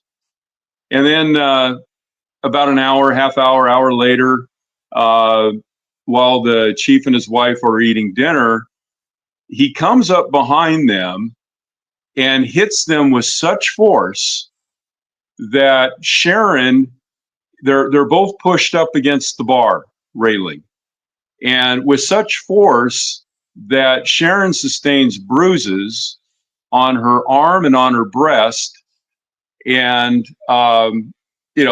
shoves him up. So as soon as the chief recovers, he chases the guy down, shoves him from the back to the floor. The drunk guy comes up under his arm and has him kind of in a headlock. And the whole incident took about, I've seen the video of there. You can't see the video doesn't show the incident itself, but you can watch the reaction of people that are coming in and out of the restaurant. You can see that. And so the whole incident lasted about 30, 35 seconds, or no, maybe 20, 25 seconds. And the other off-duty officer, Officer Manabat, he came to the chief's help and assistance, and other people. There was bar employees that got involved. This was right by the entryway to the restaurant and the bar where all this happened. And, they were separated after 20, 25 seconds, and that was it. And then the trooper, so this is outside of the Ketchikan, basically the understanding there is that the KPD is going to handle stuff within the city limits, and outside the city limits is going to be handled by the Alaska State Troopers. So the trooper showed up, and as Lieutenant Hall outlines in his memo, the investigation by the trooper who arrived on the scene was basically a disgrace. And so based on that, so the drunk guy, he was arrested eventually and taken down to jail. He was charged with 4 misdemeanor counts, 2 for assault, 1 for harassment, and 1 for being drunk on a licensed premises. Craig Taylor dismissed those charges and instead went after Chief Walls. So one of the victims in this case is the chief's wife. She was assaulted, and Craig Taylor let her assailant go. And then the drunk guy becomes one of the key witnesses for the prosecution. So Craig Taylor decides not to bring in Lieutenant Hall into the, to tell the grand jury what happened and the results of his investigation. And instead, the prosecutors try to make a hero out of this drunk guy. It's so warped. It's so twisted. Yeah. And I just want to make a point here. You keep saying Craig Taylor, but it's his office. Now, again, the buck stops with him. He's the leader of the office. So, I mean, he's ultimately responsible, I guess. But this leads to the question of, here's a guy defending himself. Initially, they were saying he didn't have police powers. No, but even as a private citizen, I have the ability to defend myself or even place somebody under citizen's arrest if they have assaulted somebody in doing so. There was an accusation that the chief had placed him in a chokehold. I know the Walls memo said he wasn't using excessive force. That was corroborated by another police officer. So again, it comes back to, if this guy was really as abusive as the case seems like he was, it seems like the police chief used reasonable force based on what I'm reading. But again, that was their allegation, was that he had used excessive force, and that was the assault in this regard. Is that right? Correct. Yes. And the prosecutors in all 3 grand jury proceedings, they were misleading the grand jury to where the grand jury was being led to believe that because Walls was off duty, he didn't have the right to use any force. Right. And was that, and I want to touch on that real quick before we go to break again.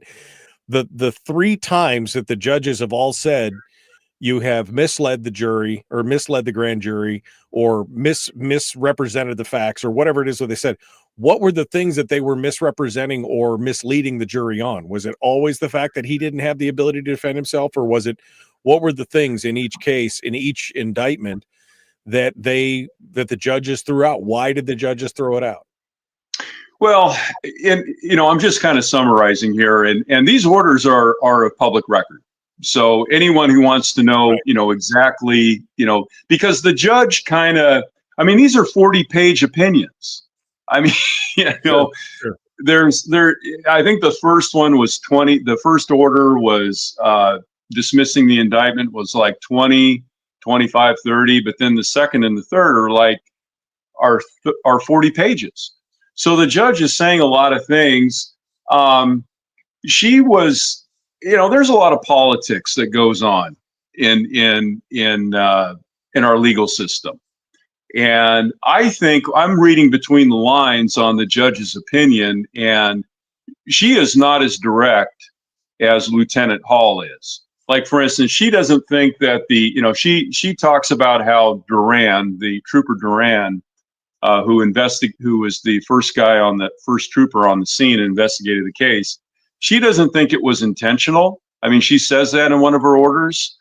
But she's in the way our judicial system is set up, the Attorney General's office has a lot of influence over who becomes a judge or not.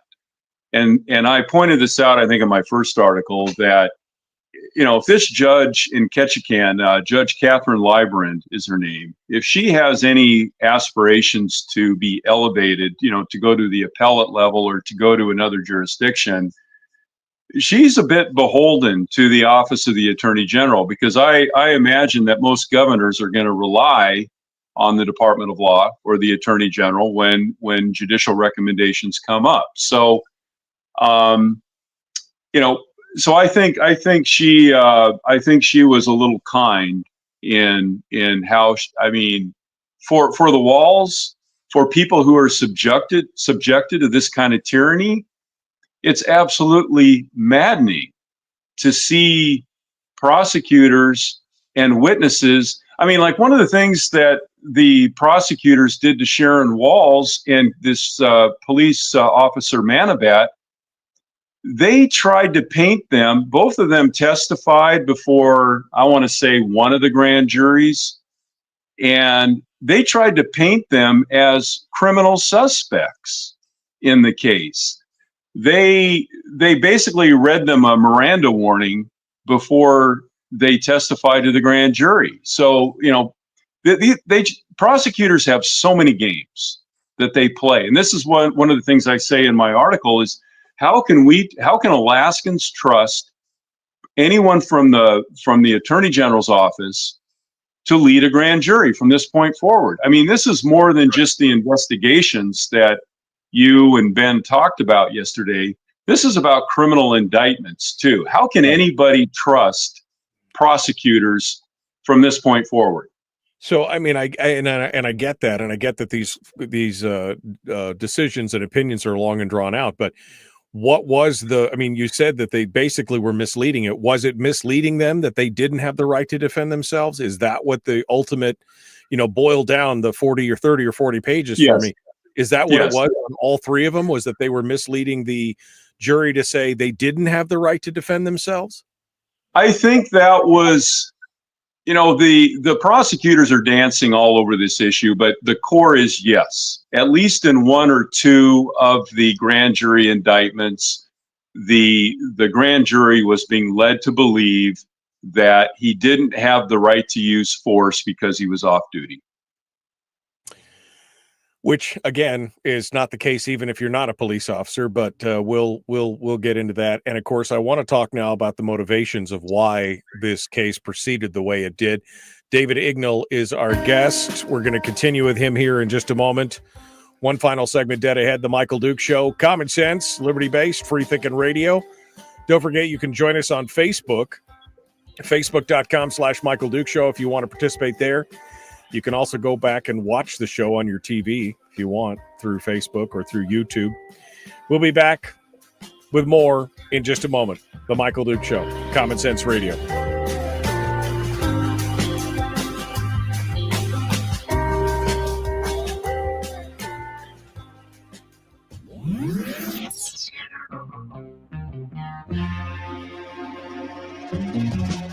Running on 100% pure beard power.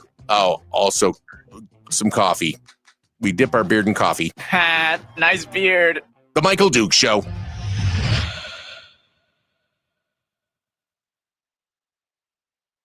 Okay, we are in the break right now with David Ignell. That's what gets me. I have not read the orders yet, David. I haven't had the time to go down and read through that. But I really want to know that because the first time, well, this is just how I look at things. If I do something and if I was the attorney and the judge came back and said, okay, we're throwing this out because you misled the jury. I mean, I would be damn sure on the second time around that I didn't do the same thing. That if it, that I wasn't, that I, make sure that I was above and beyond. And then to come back a third time. And if all of these indictments were thrown out by the judge the last time with prejudice because they were misleading, I mean, there seems to be a pattern here. Once is a mistake, twice is intentional, third time it's a pattern, it's intentional. That's what I really want to know is what specifically were the prosecutors doing that got the cases thrown out? That's my big question here.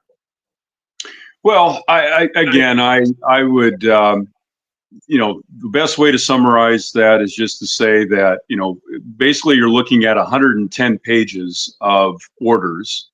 The transcripts themselves of the grand jury are about 100 pages.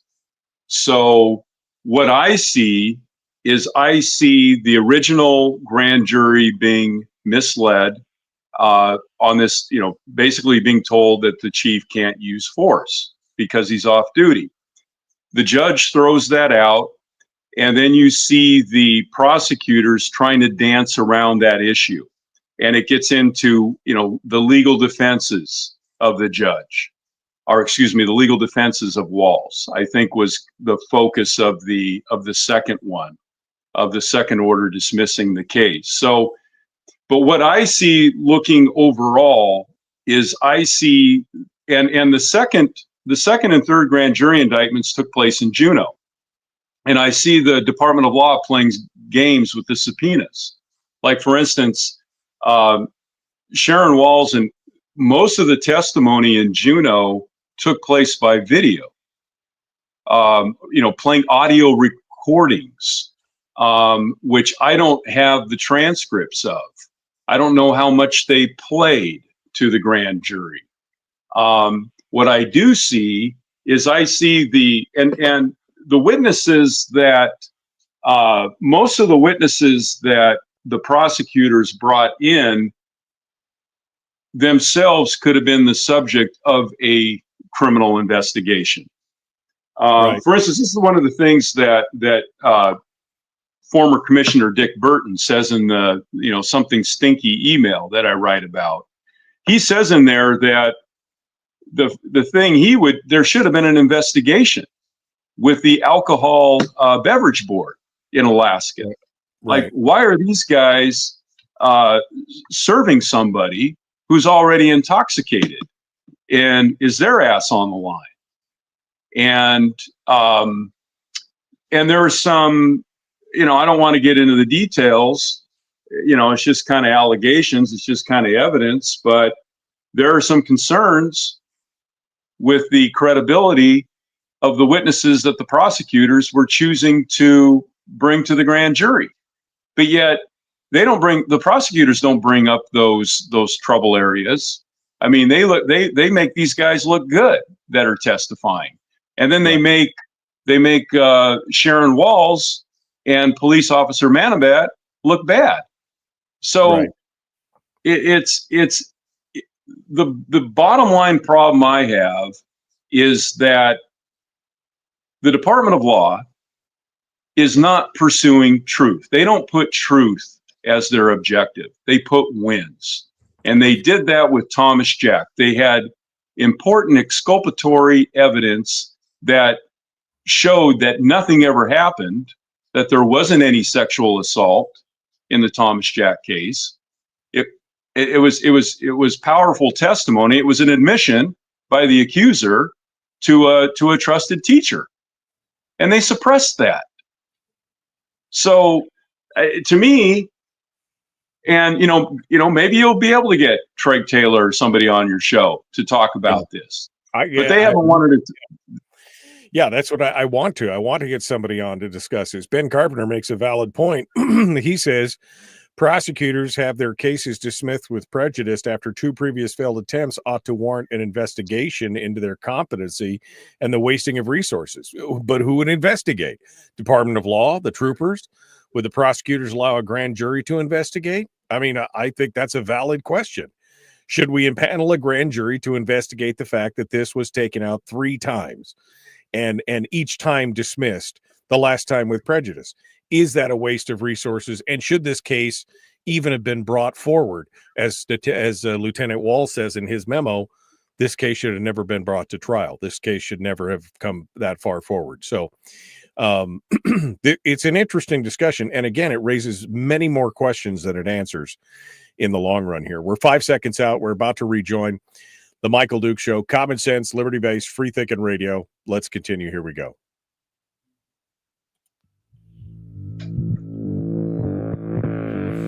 Public enema number 1. Oh, wait, sorry. Public enemy number 1, which makes more sense. On the other hand, he's a little bit of a pain in the Michael Dukes Show. All right, one final segment now with David Ignell, who is a senior contributor for Must Read. We're continuing our discussions about this case in Ketchikan with the police chief there, and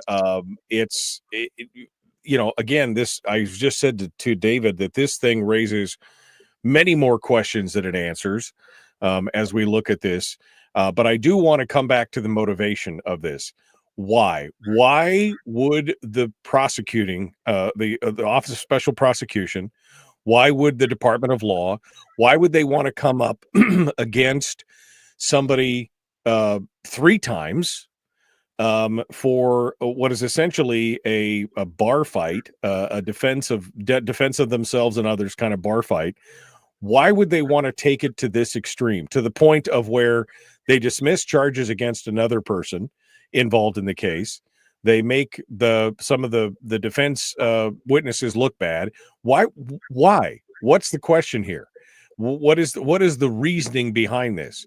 And you alluded earlier to maybe it has something to do with the fact that the drug problem in Ketchikan. Maybe it has something to do with. But I mean, what is in your mind? What are the motivations for this to happen? Well, that's what I'm looking at, Michael. Why? That's the big, the how has been answered, but now it's the why.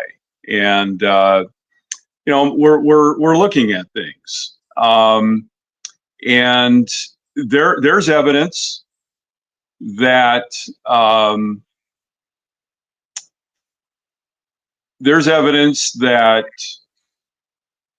how do I phrase this? There's evidence that the running out of Chief Walls was intentional because he wouldn't play the game, whatever that means. And, there's people out there who have a better idea. I mean, I don't have subpoena power. You're absolutely right. What you said, before we went into the break, that, a grand jury needs to investigate this. This is the perfect case for a grand jury to investigate, but it can't be done now under the current conditions because the Attorney General's office controls access to the grand jury. They control who the independent prosecutor is. I mean, I tried to get an investigation into the Thomas Jack case 3 years ago, and that was sidetracked by the Attorney General's office. And I know that, you talked about that with Ben Carpenter and the David Haig case and the report that's never been released. And so, but back to your question about the why, the only thing that makes, my primary, the best evidence I see is that it had something to do with the drug trade, that he was a target. He was in the way of something.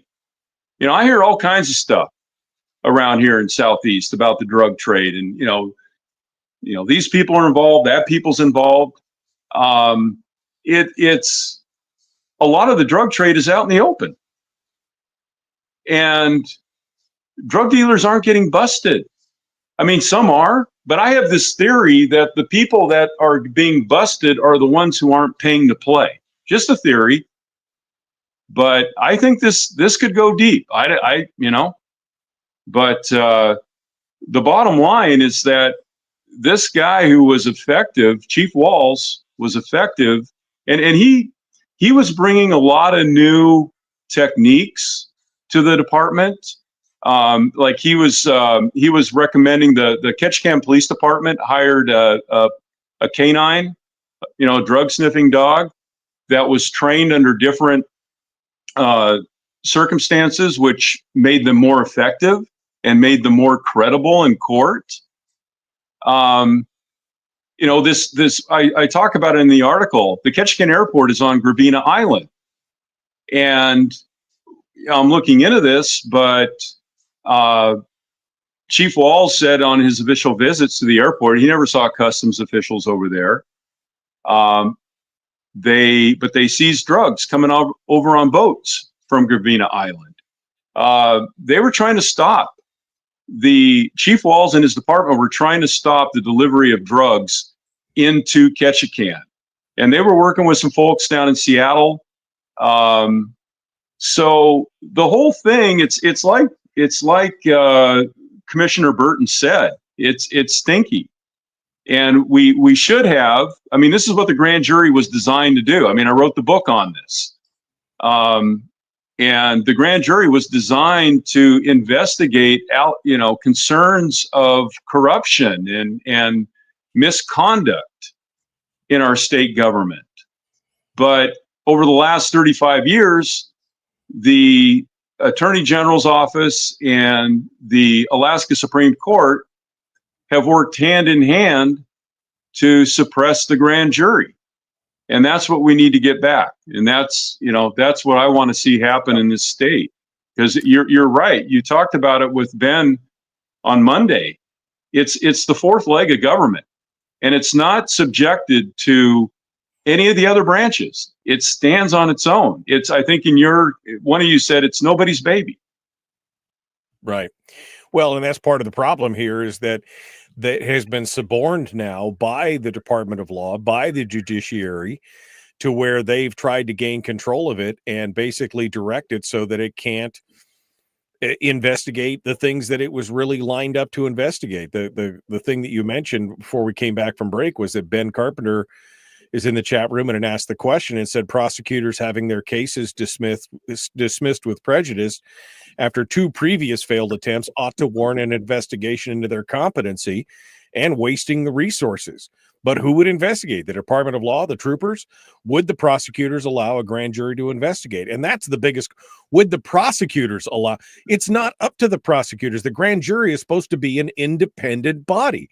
It's supposed to be able to investigate. Who's watching the watchers is the big question here. You're absolutely right, Michael. The grand jury has the power. I know that you and Ben were talking about like some kind of investigation by the governor. No. I mean, who's the governor going to rely on? It goes right back to the Department of Law. I know that in the David Haig case, Clint Campion was selected by the Department of Law to lead the grand jury. And he was involved in the case from like 2013. So this is, I'd love to come back on your show and talk about, because I think, I'm calling for a federal guidance overview on this, but I think one of the keys is education. And using shows like yours and Ben Carpenter's podcast to educate Alaskans on where the power lies and their power as a grand juror. Like chapter 1 of my book goes, the grand jury goes back 700 or 800 years. Right. And right. chapter 1 of my book talks about the level of scrutiny and independence that grand jurors have. And so using your show and Ben's show and other media outlets to educate Alaskans on what your powers are. You have, as a grand juror, you have the right to kick the prosecutor out of the room. David Ignell is our guest, senior contributor for Must Read. We're out of time for today. David, thank you for coming on board. Hold the line with us, folks. We'll see you guys tomorrow, Firearms Friday. Professor David Yamane, our guest. We'll see you then. Have a great day. All right, David, I want to give you one final bite at the apple here. Final thoughts on this. Again, I have so many more questions than I did when we started. And I know, again, that, whether it's this attorney general or just the Department of Law in general or whatever, something's running amok here. And I don't know exactly what. And that's what concerns me, is that it's not just, it may not just be one person. Again, he's the buck stops here, right? I mean, he's the chief of that department, so he's got to bear some of the responsibility for this. But is this my question becomes, is this an institutional problem? Is this a problem just in culture inside the Department of Law or inside the judiciary, protectionism? What is it that's causing all this? But I'll give you the final bite at the apple here for the last couple of minutes here. Yeah, thanks, Michael. No, you raised really good questions, and this is one of the reasons why we need a grand jury investigation, because we need to know exactly what's going on. What was I gonna say? I mean, I want to read from Article 1, Section 2 of our Constitution, and it says, all political power is inherent in the people. All government originates with the people. is founded upon their will only and is instituted solely for the good of the people as a whole. And people just need to step up and exercise their rights as citizens, and the grand jury is the forum to do that. With respect to Treg Taylor, yes, his name is on the pleadings. And if your name is on the pleadings, you're responsible for knowing what's going on. And I have evidence which leads me to believe that he was in this case. Now, is there a deep state in the Department of Law? I think there very well may be. I look at things, my reporting on AK Mom, my reporting on Thomas Jack. I think that there's a culture embedded in the Department of Law, which may very well run things in this state. I think the Alaska Bar Association needs to be investigated. Lauren Lehman testified 2 or 3 years ago how the Democratic Party will always control who our judges are in the state, and they do that through the Alaska Judicial Council, which is basically run by the Alaska Bar Association. So I think lawyers run, my hunch is that lawyers run the state. And, we've got to change that one way or another. Yeah, no, that I agree with. The Alaska Judicial Council, we've covered this pretty exhaustively about 15 years ago. We covered that pretty exhaustively, how much power they have in the state.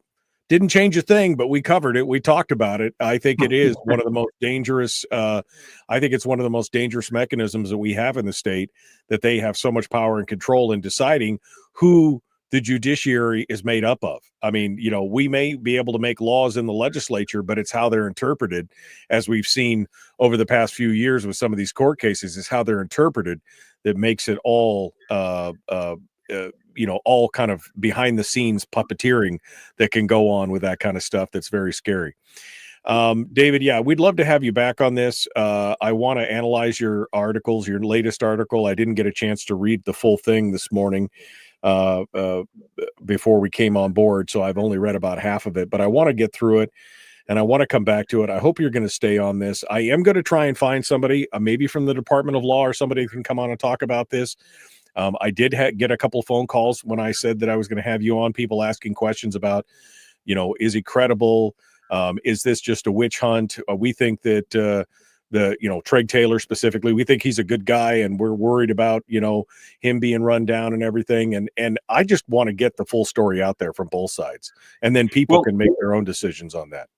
Yeah. And this isn't my first interaction or attempted interaction with Treg Taylor. When I was calling for the grand jury investigation in Juneau 2.5, 3 years ago, I was emailing Treg Taylor because the people that I wanted investigated in the Department of Law, the person who was leading the grand jury reported to them.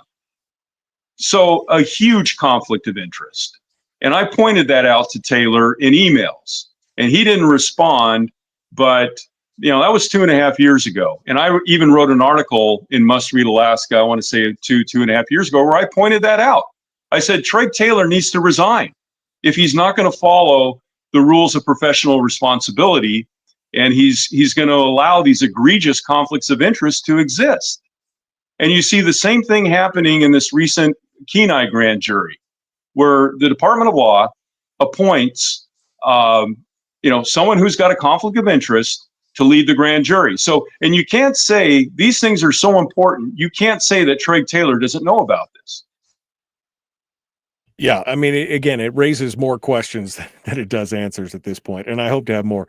I'd also like to have you back on to discuss your book about the grand jury. I think we need to have kind of a continuing series over the next few weeks about the grand jury itself and try and educate, because like you said, education is the key.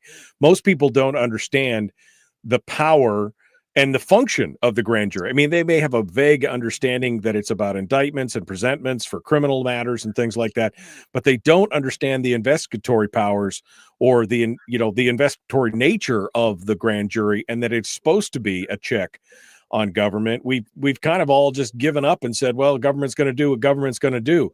That's not the way it's supposed to be. Yeah, no, I'm happy to come back on.